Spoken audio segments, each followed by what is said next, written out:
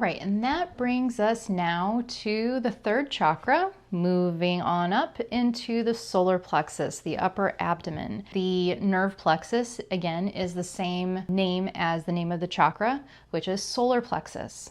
Solar is obviously associated with the sun, and this is our fire element. And it's associated with our identity, our courage, our charisma. And the birthright for this chakra is the right to act. And I like to think the right to act at the right time. The shadow that can get in the way of this particular chakra is shame. The age of development for this is between the age of approximately 18 months to 4 years. This age of developments, they in part kind of depend a bit on the person's experiences growing up. So if a person didn't get a lot of interaction as a baby, then these chakras would develop much slower than a child that had plenty of interaction and had a healthy environment. It's the same thing as, the nervous system in childhood development. The shadow of shame is the only shadow that I have not been able to identify a appropriate space for it. All the other shadows, they have certain situations in which it's an appropriate response. For example, you have the shadow of fear that's in the first chakra, right? If you're running from a lion, it's that fear that's going to tell you to run. It's what's going to keep you alive. That is an appropriate response in that particular situation. And the shadow of guilt that we just talked about in the second chakra, if we did something that's disingenuous and had a lack of integrity towards another person and that person got hurt, then guilt would be a healthy response. Some sort of remorse would be a healthy response to that. In fact, the inability to feel guilt is actually a bigger issue than somebody who has a guilt complex. But then we get to shame. We go from I'm doing something or feeling something bad to I'm just bad. And if you come up with a place where, or a context or a situation where shame would be an appropriate response, I'm all ears. Shame shows up in a weird ways too. It shows up kind of insidious. And this is something that I've really found from working with a lot of individuals, and a lot of individuals who are highly sensitive really do struggle with very subtle, subversive programs around shame. This will show up as I can't. It'll show up as I'm not worthy. It will show up as a freeze response, even around things that we want to do. Insecurities, projections, and judgments onto others. It shows up in these very, very sometimes subtle ways. And sometimes it shows up in these like twisted projection of like spiritual bypassing and virtue signaling and things of that nature. Shame is the thing that will make us hide from healing. It is probably the number one thing that gets in the way of people being willing to reach out and ask for help. I think it's even more of an issue than fear. And in fact, fear can be combined with shame because this is the seat of the ego. The ego itself gets kind of a bad rep.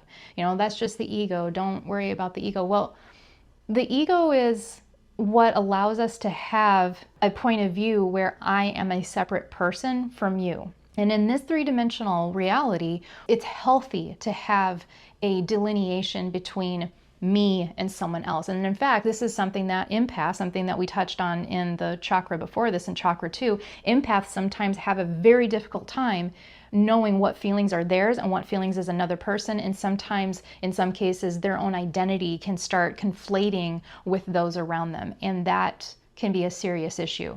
And in order for us to be able to evolve beyond the needs of the ego and to evolve as conscious beings, it's ironically absolutely necessary for us to have a firm sense of self so that we can have enough of a foundation to be able to evolve into the space of the heart where we can experience unconditional love. We can only experience unconditional love for ourselves when we have a idea of who this self is. Now we know that, everything's an illusion in this reality, right? But it's a very important illusion. What we are experiencing as human beings right now is we're experiencing a hologram, an illusion, a simulation, whatever it is that you might want to call it, that where the divine in us is experiencing itself. That is why everything in creation exists. It's all God, source, experiencing itself. There's a feedback loop between us and between the creator. The creator learns about itself, and then as we tap into creation source, then we have a larger capacity to be able to experience more of life. And then as we experience more of life, so does the creator within us. That can get muddied up if we don't know who we are. And when we don't know who we are, then our ego will then be defined by those around us. That's when people will lose themselves within a relationship. So with the third chakra, this is the seat where the soul experiences the separation of self. And you get to define who that persona is, what that persona is. You get to define that. So this is also the place where we are able to define our boundaries. We're able to define our boundaries as a result of knowing who we are, what's okay, what's not okay, what are the non-negotiables as far as our values and our priorities, and what our needs and desires are. So this is also the place where we are able to create the parameters of what kind of relationship would really truly suit us. So the more that we start unwrapping the third chakra, the more we start to see how if we try to evolve into relating with others before we have established a good relationship with ourselves, how that will create a lot of disharmony later on. Third chakra is where we experience and digest all of life. It's related to the digestive tract of our physical body. So all of the organs of the digestive tract are associated with the third chakra. The stomach, the intestines, liver, gallbladder, all of those organs would be associated with this chakra. And it's not just about digesting physical sustenance. It's also about digesting all of life's experiences. We can experience this, for example, if you've ever had butterflies when you were nervous, right? Or when you got very upset at one point and your stomach got upset. That is an example of how the experiences of life can start affecting our digestive tract. But this is also where we digest all of life's experiences, regardless if they are creating an emotional response that's heightened enough for us to physically feel it. This is also where we will simulate any kind of experiences as far as what they mean for me. How do they affect me? How do they affect how I understand myself? Do they affect how I feel about myself? Do they affect my self-esteem, my confidence, so on and so forth?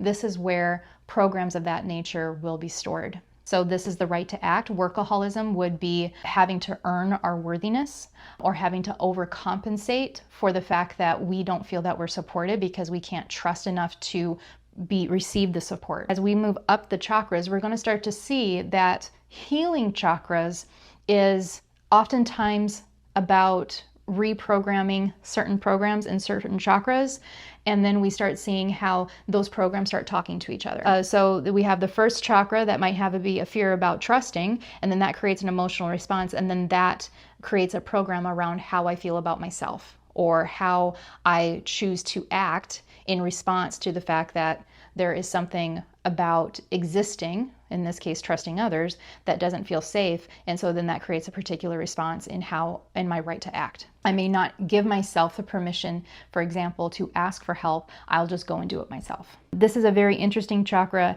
because of the fact that if you start to work more with the chakras and start working more with the energy centers and start unpacking more psychologically what can get in the way of these chakras working properly, you'll see that the third chakra is oftentimes a place where a variety of different types of imbalances meet here. The gland that's associated with this is the pancreas. This is a part of the endocrine system that helps us to regulate sugar and also our blood sugar when we eat carbs and things of that nature.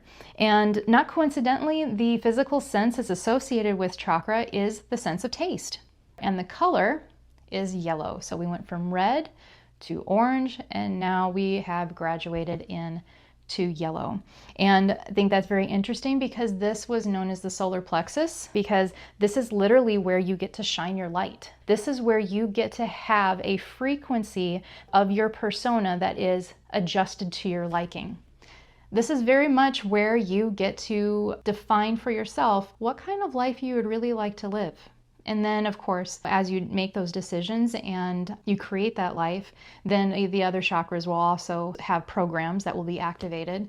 But this is where you get to have that gut instinct of what really truly works for you and what doesn't. And then when we're true to that, we notice that automatically what ends up happening is that the heart opens up, and then we experience more gratitude and we experience joy.